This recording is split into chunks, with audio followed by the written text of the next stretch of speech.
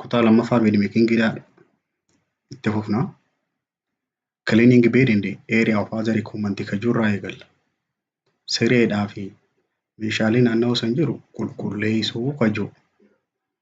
Cleaning client area yeroo jedhan naannawa maamilli keessuun ciisu naannawa dhukkubsataadhaa sanii qulqulleessuun faayidaan isaa it is keeping of patient room neat and orderly. Manni dhukkubsataa sanii akka bareedaa ta'u, akka qulqulluu ta'u godhuudhaaf. There are two types of cleaning. Gosoota mana qulqulleessuudhaa gosa lamaatiitu jira. That are concurrentidhaa fi terminal jedhaniin. Concurrent cleaning jechuun guyyoo ruumii dhukkubsataadhaa san qulqulleessuu jechuudha.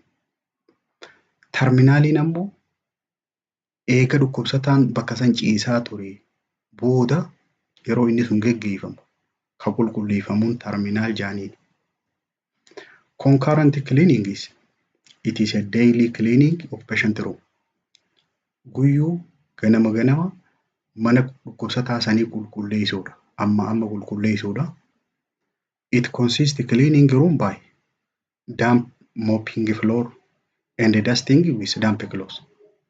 Maaliin qulqulleessanii xaragaa moppingiidhaanii lafa mana sanii keessa qulqulleessan floorii akkasumas dhukkee achi keessa jirtu dhukkee sanis qulqulleessan. Cleaningiin gosti jalqabaa concurrent jedhaniin kan ganamu qulqulleeffamu. Terminal cleaning yeroo jennu cleansing the room that is done after patient is discharged or transferred to another room. Qulqulleessuu mana dhukkubsataan eegachi keessaa bahe takka fayyee galee yookaan immoo ruumii biraatti jijjiirame mana biraatti eega jijjiirame eega patientiin sun bahee booda guutuu qulqulleessan. Gosa kanaan terminaal jedhaniin. Clear the bed and the surrounding area of medical and other equipment. Yeroo qulqulleessan sanii sireedhaas ni qulqulleessanii meeshaalee naannawaa san jirullee ni qulqulleessanii and the other equipment meeshaalee biraa to allow access to carry out the tasks. Patientii ganaa dhufuuf akka itti fayyadamuu ta'uuf qopheessan. And also return them to the correct location. Yeroo qulqulleessan sanii bakka sirrii ta duraaniitti deebisan. Meeshaa san bakka sirriidhaatti locationii sirriidhaatti deebisanii equipment in the appropriate area or container. Meeshaalee bakka sirriidhaatti deebisuu yeroo jennu eessa fa'aa kaayan. As hygienically clean linen is distributed throughout medical facility. Akka qulqullinaa tolutti amsoolaan hundi yeroo qulqullaa'ee dhaabbilee fayyaa keessa jiraachuu qaba. They must linen storage cover cabinet or door handling jiraachuu qaba. Waan keessatti cufamu ta qulfii qabdu keessa kaayamuu qaba. Bakki inni itti keessa kuufamu bakka isaa qopho'itee jira. Staff member should follow proper hand hygiene procedure. Miseensi hojjettoota mana sanii hundi qajeelfama qulqullinaa hand hygiene sirriitti hordofuu qaban. Harka ofii osoo meeshaa kanan tuttuqniin duratti sirriitti harka ofii qulqulleeffachuu qabanii. Process of transporting, storing and distributing clean linen. Yeroo isa kana baadhatanii deeman, yeroo kuusan, akkasumas yeroo raabsanii fi hand hygiene procedure sirriitti hordofamuu qaba. Asirra wanni of eeggannaan godhamuu qabu maali? Avoid any mixing with solid linen. Isa qushaasha qabuu fi isa qulqulluu wal keessa makuuni dhorkaadha. Maaliif cross contamination waan dhuftuuf soiled linenidhaa fi clean linenii wal keessa kaayamuu qabu. When handling any types of soil linen, yeroo amsoolaa qulqullina hin qabne fuudhanii deemaniin qajeelfamni maal jedha? Dhaabbilee fayyaa keessatti dirqama C6 hordofamuu qaba. C6 kuni cover, collect, contain, consolidate, clean and cooperate. C6 kun dirqama barbaachisaadha. Cover tahuu qaba. Egaa bakka sanarraa ashagamee booda walitti qabameeti bakka takka guuramee san booda eega qulqulleeffamee booda bakka takka guurama. C6 kun hordofuun iddoo barbaachisaadha. Also soil linens may contain large number of microorganisms. Soil linen yeroo jennu amsoolaa dhukkubsataan irra ciise kan waa tuttuqan inni kuni microorganismoota hedduu qabaachuu danda'a. There is little risk to healthy worker during linen processing. Yeroo isa kana fuudhanii deddeemanii carraan isarraa dhukkubni namatti dabruudha waan jiraatuuf of eeggannaan godhamuun barbaachisaadha. Unitii tokkoffaa asirra finne unitiin lammaffaadhaa making a bedidha. Bed making isa jennu san. As jalatti yeroo boqonnaa kana fixe barataan maal beekuu qaba? Yeroo boqonnaa kana xumure these learning unities to provide train necessary information regarding the following topic. Mata dureelee asii gadii tanarratti odeeffannoo sirriidhaa leenjii sirriidhaa barattootaa kennuudhaaf kaayyoon mata dureen tun qophoofteef mata dureelee akkamtu as jala jira. Maintain client dignity and privacy, namummaa namaatii fi akkasumas eegumsa dhukkubsataadhaa godhamu. Stripping bed linen, amsoolaa walitti dachaasuu. Akkasumas each procedure of bed making, siree akkamitti akka qopheessan. Remove clinical waste and soil linen, xuraawaa dhaabbilee fayyaa keessaa akkamiin walitti qabanii amsoolaa yeroo inni faalame akkamitti fuudhanii. Clean bed according to procedure, akkamitti siree qulqulleessan. Repositioning existing bed linen, isa jiru sanii akkamitti bakka deebisan. Dhukkubsataa kanaa sii toltee jedhanii gaafachuu. Akkasumas reusable clean bed linen akkamitti qaban isa irra deebi'anii itti fayyadaman. Firaashaa fi keeshaa mahaddaadhaa akkamitti qulqulleessanii yeroo dhukkubsataan bahee akkamitti akka qopheessan mata duree tana jalatti bal'inaan laalla. Jalqaba bed makingiin it is essential procedure jenna. Akkuma sagantaa dabarte keessatti dubbanne siree afuun siree qopheessuun procedure bu'uuraati narsii keessatti. In which nurses prepare and arrange different types of bed for client. Procedure siree afuudhaa siree qopheessuun jennu kuni sireelee akka patientiidhaa toltutti isaaf qopheessuudha. Prepare and arrange bed. Kanaan bed making jenna. Kaayyoon siree tana afaniif siree tana qopheessaniif maali? Bed making procedures ensure patient comfort according to situation. Haaluma keessa jiru sanitti akka isa tolu akka isaa mijjatu godhuudhaaf. Bed making is technique which provide enough area he comfortable according to client position. Akkaataa ciisu sanitti akka isaa mijjatee itti toltee ciisuu danda'u. Procedure takka ammoo mala ittiin godhani siree tana qopheessuu. General purpose of bed making maali? Kaayyoo waliigala siree tana qopheessaniif kaayyoo waliigala first to provide clean, comfortable sleeping and resting environment. Maammila keessaniif dhukkubsataa saniif bakka qulqulluu bakka mijjattuu hirriibaa fi boqonnaa godhuudhaaf mijjattuu taatee dhukkubsataa saniif qopheessu kaayyoon jalqabaa. Inni lammaffaadhaa to eliminate irritant. Waan qaama kana diddira, waan qaama kana quqquuqaa irraa dhabamsiisuudhaaf. By providing wrinkle. Amsoolaan kun akka jalatti hin shubamne, akka jalatti hin dadachaane dhorkuudhaani yoo amsoolaan kun jalatti mammaramee qaamni lallaalachuu danda'a. Kanaaf waan qaama kana diddiiruu danda'u irraa dhabamsiisuuf.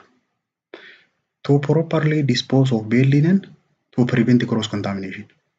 Akkasumas kaayyoon isaa guddaan isatti fayyadamanii turan sirnaan kuusuudhaaf akka isa sanirraa nama biraatti dhukkubni daddabarreef.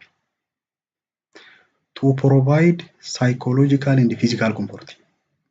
Sammuudhaa fi qaama isaatti akka mijatu godhu. To provide comfort and safety to patient. Dhukkubsataa saniif bakka inni itti ifamanii ciisu osoo hin miidhamajiin sodaan nageenyummaa isaa akka eegamtu san kennuu fi to facilitate movement of patient. Akka inni sosocho'uu danda'u godhu. To promote cleanliness. Amsoolaa san qulqulluu dhiheessuu danda'uudhaaf and reduce infection. Akkasumallee dhukkuba ittisuudhaaf, hir'isuuf and prevent bed sore. Yeroo siree qopheessan namni siree tanarra yeroo dheeratuuf yoo ciisanii madaa'u. Madaa siree itti dhufu. Madaa siree sanillee ittisuudhaaf kaayyoon bed makingii godhanii. Maintain client dignity and privacy. Akkamitti qaama namaa kana akka namni hin dhiine, akka namni biraan laalle, akkasumas namummaa namaa tokko akkamitti eegan, kabaja namaa tokko. This provide skill and knowledge which you need maintain dignity and privacy. Dhukkubsataan si bira jiru kuni bilisaan akka inni ciisuuf, of amanii akka inni ciisuuf dandeettii tana beekuu qabda. Akkamitti namummaa nama tokko kabaja isaan malu akkamitti kennanii fi waan silaa namni biraa laaluu malu akka namni biraa laalle akkamitti dhorkanii wantoota kana as jalatti sirrii hubachuu qabda. Kana keessaa talk privately with family.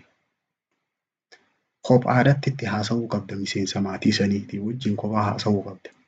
Nama keessatti miti. Akkasumas hiriyyaa isaa and other patient or resident. Do not interfere. Dhukkubsataan tokko maatii isaatii wajjin, hiriyyaa isaatii wajjin akkasumas dhukkubsattoota biraatii wajjin akka fedhetti haasa'uu danda'a. Dhorkuu hin qabdu. Kun immoo kabaja namaa kennan. Never open patient closet without getting their permission. Inni biraa waan inni cufee jiru takkaammoo pocket bookii daftara yaadannoodhaa kan inni kiisha keessaa qabu takkaa boorsaatii xiqqaa ta'u waan inni cufee jiru takkallee banuun dhorkaadha osoo hayyama isan gaafanne. If you are in the person home, yoo nii fi ati mana dhukkubsataa sanii keessa ka jiraatu taate, do not enter any area or open any closet unless person tell you that you can. Yoo dhukkubsataa san manatti tajaajila godhuuf jiraatu taate bakka biraa seenuun dhorkaadha. Hanga si hayyamanitti. Waan cufamee jiru banuun dhorkaa. Hanga inni hayyama sii kennutti. Do not enter their space. Bakka isaan jiran san seenuun dhorkaadha yoo isaan si hayyaman malee. Isaanoo bira seenuufuu hayyama gaafachuu qabda. Unless they you allow to or there is emergency. Seenuudhaaf waa lamaatu murteessa. Takka hayyama isaaniitiin yookaan immoo yoo wanni tasaa balaan tasaa jiraatte. Haala emergencyidhaa yoo taate qofa seenta. Inni biraa kan itti aansinee ilaallu personal privacyidha. Privacy jechuun qaama namtichaa san eeguudha. Provide personal privacy with bathing or caring for patient. Yeroo dhukkubsataa kanaaf tajaajila kennitu takka yeroo isa kanarraa qulqulleessitu namni biraa akka hin laalle. Dahoo godhuu, iskiriina godhuu, ulaa cufuun kuni akka safuu isaa san eeydeetti lakkaa'amu. Patients have the right to keep their personal information secret. Dhukkubsattoonni kun hundi isaanii mirga qaban. Odeeffannoon isaanii iccitii akka taatu. Odeeffannoon isaanii nama biraatti dabruun dhorkaadha. From all other people except those that are giving care. Nama tajaajila isaa kennu malee odeeffannoon dhukkubsataadhaa nama biraatti dabruun dhorka. Odeeffannoo isaa nama biraatti dabarsuun dhorkaadha. Never talk about one of your patient with friend. Gonkumaahuu waa'ee dhukkubsataa keetii hiriyaa keetii wajjin, ollaa keetii wajjin, dhukkubsataa biraatii wajjin, takka ogeeyyii biraatii wajjin haasa'uun dhorka. Some confidentiality rights are found in law. Confidentiality jechuun odeeffannoo namaa eeguu danda'udha. It is a right to keep personal information. Yooniif odeeffannoo isaa kana nama biraatti dabarsitee confidentiality cabsite jaamta. Seeraan nama gaafachiisa. For example, if you tell your sister that Mr. M, your patient has AIDS, you have broken law. Fakkeenyaaf,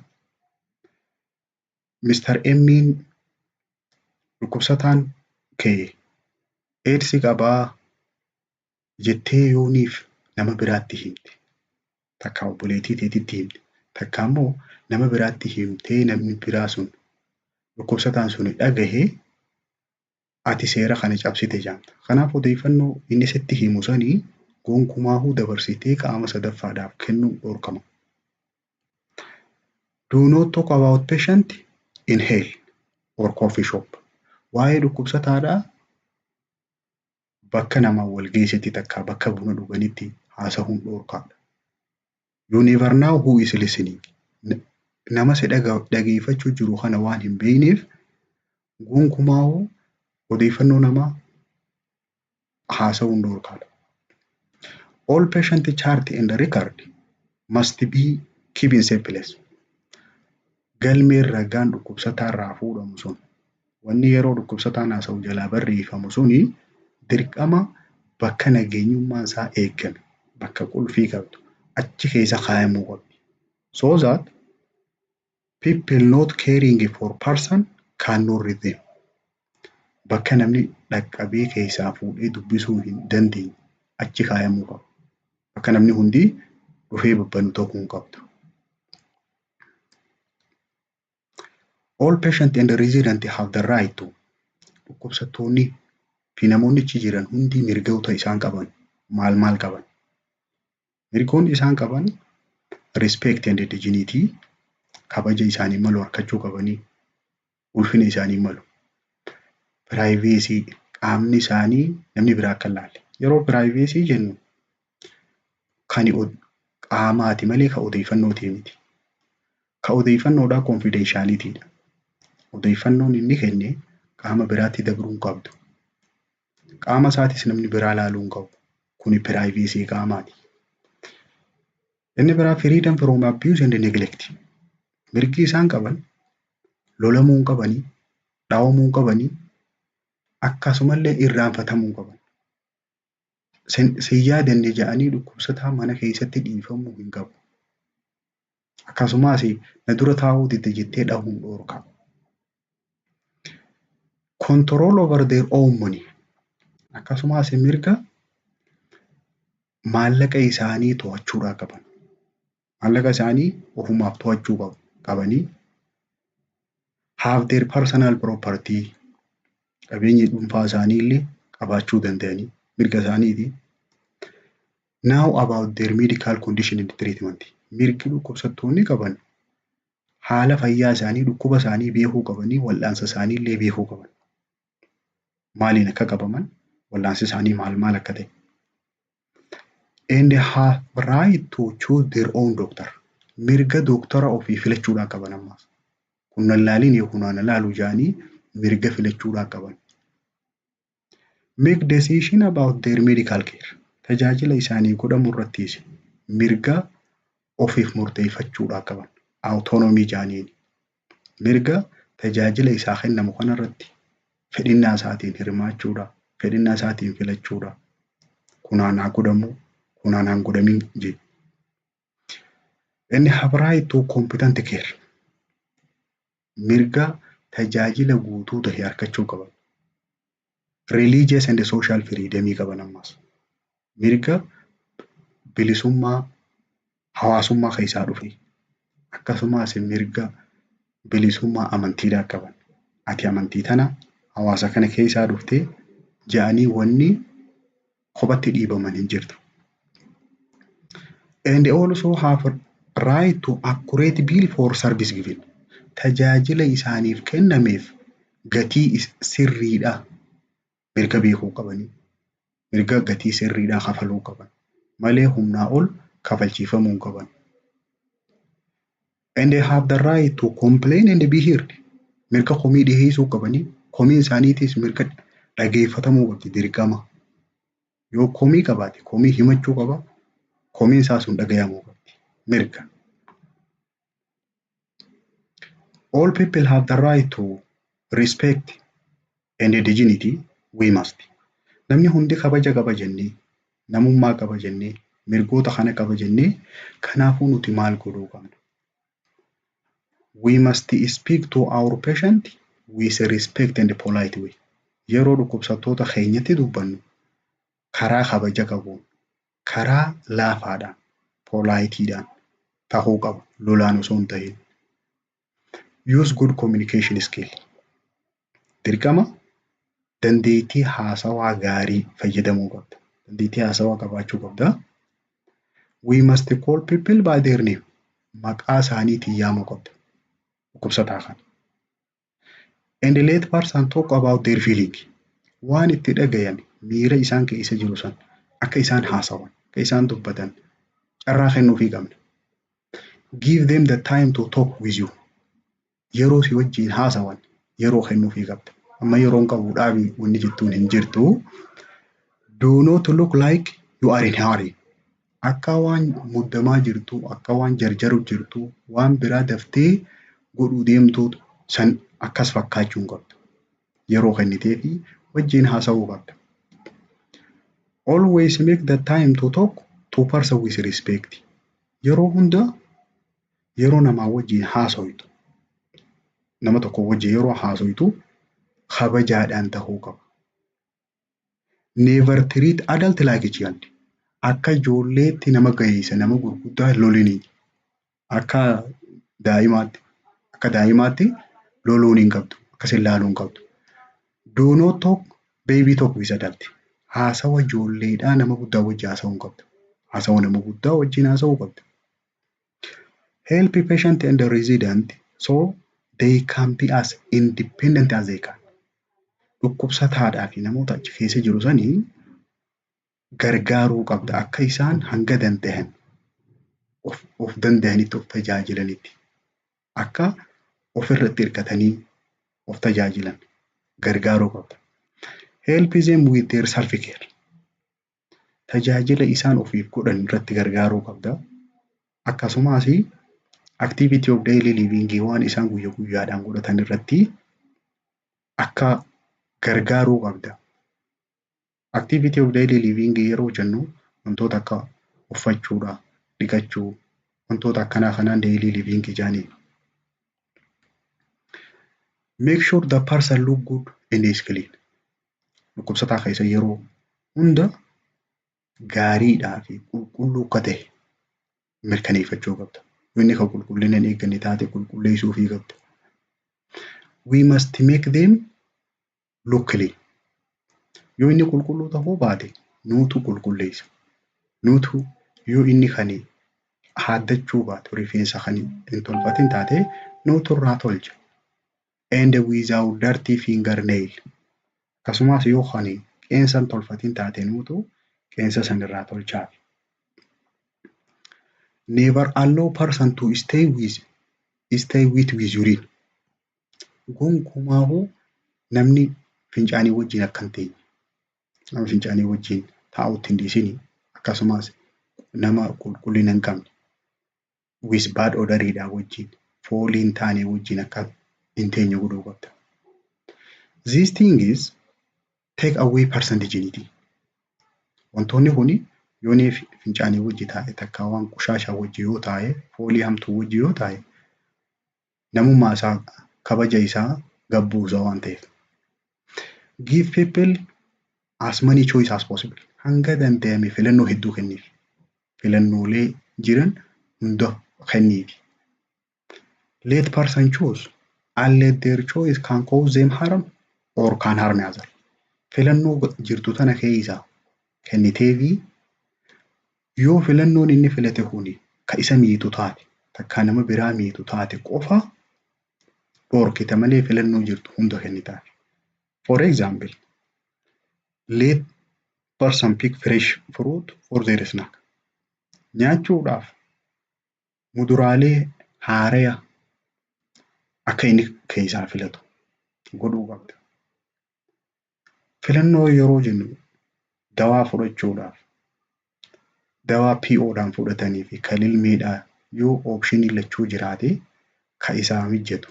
Inni kalilmee sodaatu taate ka afaaniitiin fudhadha yoo jee dirqama kalilmee malee jechuun hin qabdu. Their resident pick out activity they wanted to attend over the next week. Ogeeyyichi keessa hojjetan san warreen tajaajila achi keessa kennan torbaan itti aananiif hojii isaan hojjechuu barbaadan akka hojjetan carraan kennamuufii qaba. Let them pick out their own clothing for the day.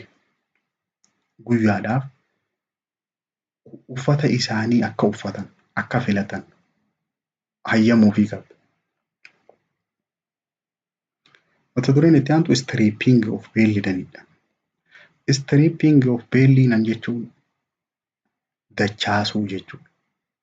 Amsoolaa walitti dachaasuudha. Stripping of bed is removing belly from bed which had previously made up. Isa duraan siriirra afame sanii irraa maruun takka irraa walitti dachaasuun stripping jaaniini. The following is representative guide of what is involved.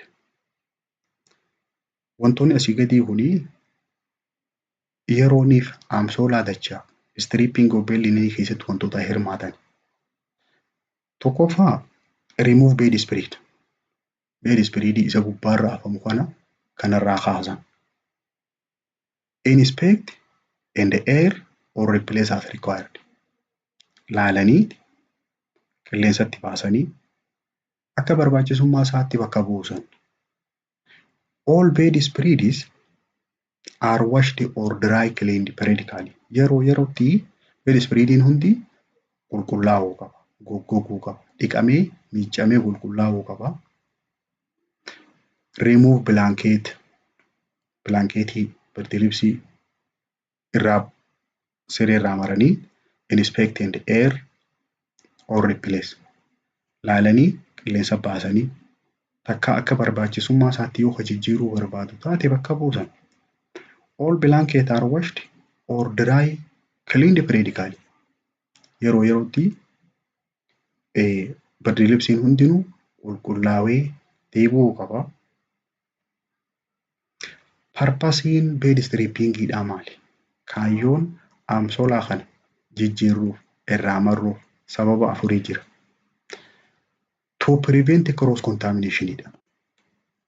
Waan namni tokko irra ciise osoo irraan marre ka biraa yoo dhufe irra ciisee dhukkubni isa sanirraa kaanitti dabra. Kanaaf akka hin daddabarre ittisuudhaaf. To prevent cross contamination. Inni lammaffaa ventilate bed and bedding. Siree tana keessa qilleensi akka seenu godhuuf. Achi jidduu qilleensa naquuf. Prepare bed for remaking. Irra deebi'anii siree san afuudhaaf qopheessuudhaaf. And to prevent damage of bedding. Sireen suni akka hin banne ittisuudhaaf kana godhan wanni irraa jijjiiraniif. Inni biraa precaution yeroo kana godhamuu qabdu of eeggannoolee yeroo tana godhamtu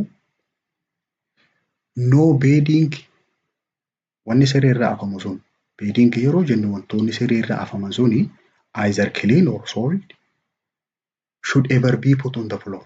Gonkumaa'u wanni siree irraa hafamu. Qulqulluus haa ta'u ta qulqullina hin qabnes gonkumaa'u lafarra hin kaa'amu. Filoorii irra lafarra kaa'amuu hin dhorkamu. It should be discarded in hamper. Yeroo irraa maran bakki keessa kaa'an hampara keessa kaa'uu qaban. Bakka keessa kaa'amtu qabu. Do not let your uniform touch bedding. Waan siree irraa martu san uniformiin ta'e tuquu hin qabdu. Wanni gaa'onni ati uffattee jirtu. Woolen blanket are never discarded in soiled clothes hamper. Inni jibrii qabu. Blanketiin gurguddaanii soiled clothes keessatti darbamuu hin qabu.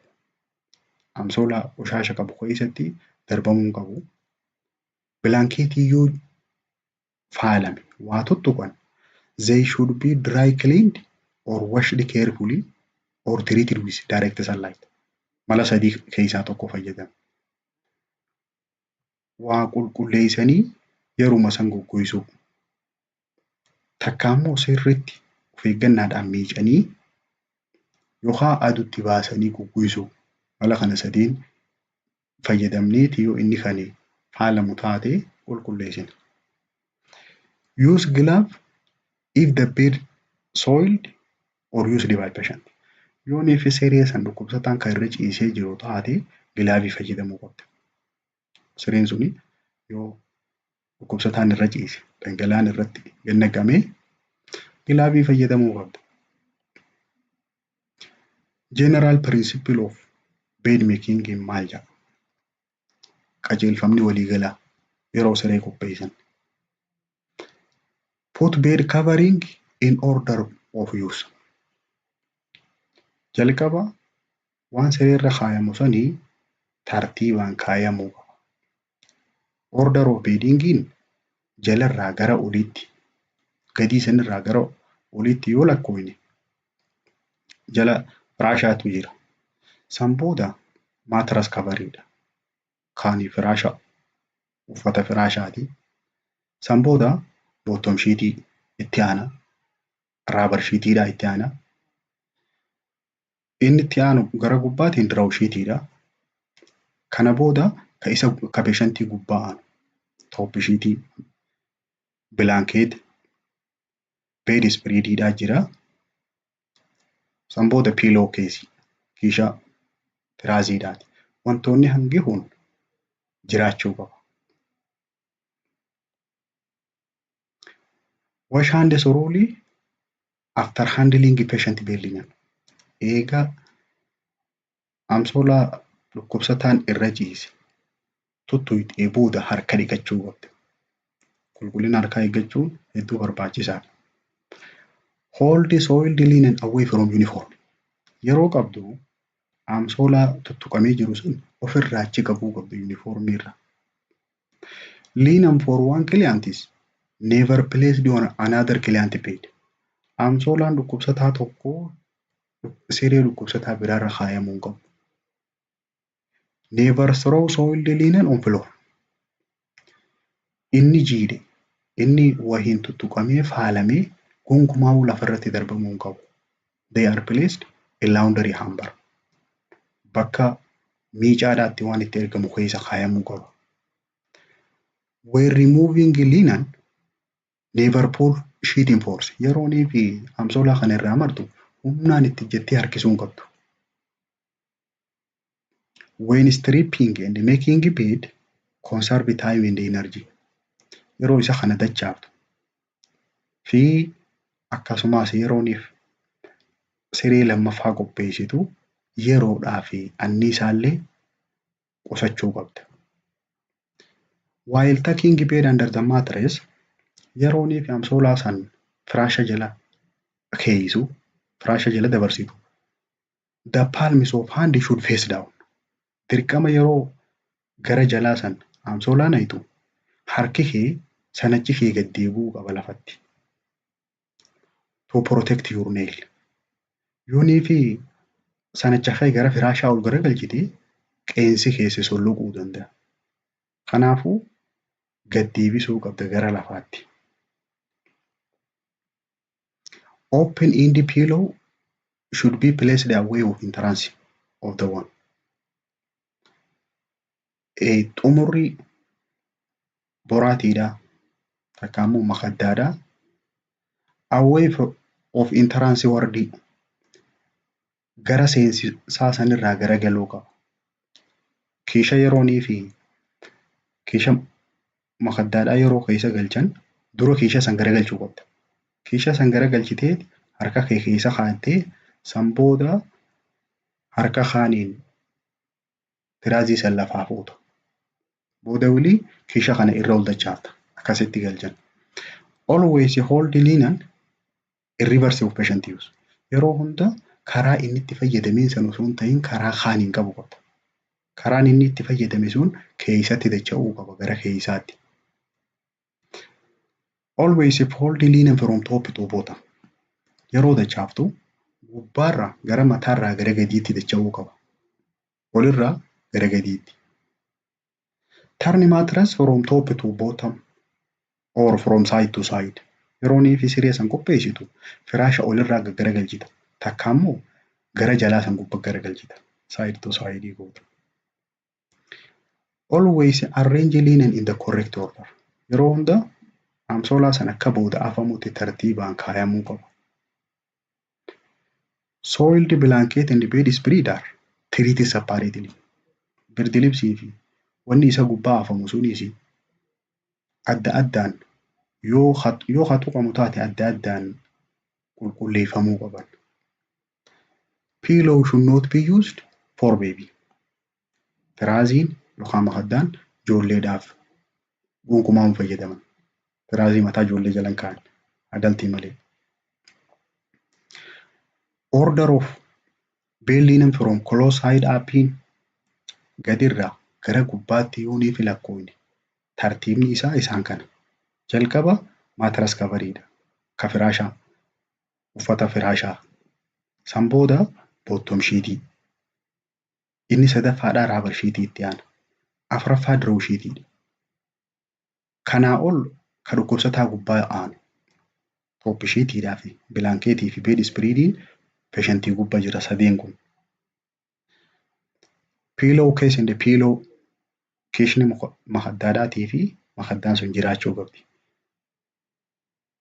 Tartiibni amsoolaa firaasha irraa afamuu isaan hanga kana.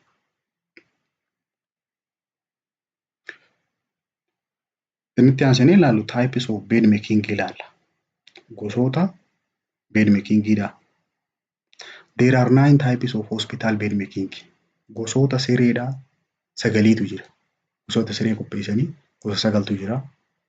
Close bed, open bed, occupied, cardiac, post-operative or anesthetic, amputation bed, fracture, post-obstetric fi baby crib takka baby bed jaaniin. Siree sagalan tanaa jira. Siree sagalan tana takka takkaan procedurasii eenyuuf akka qopheeffamtu. Maal akka of keessaa qabdu sagantaatti aanu keessatti waliin ilaalla gosoota siree kana.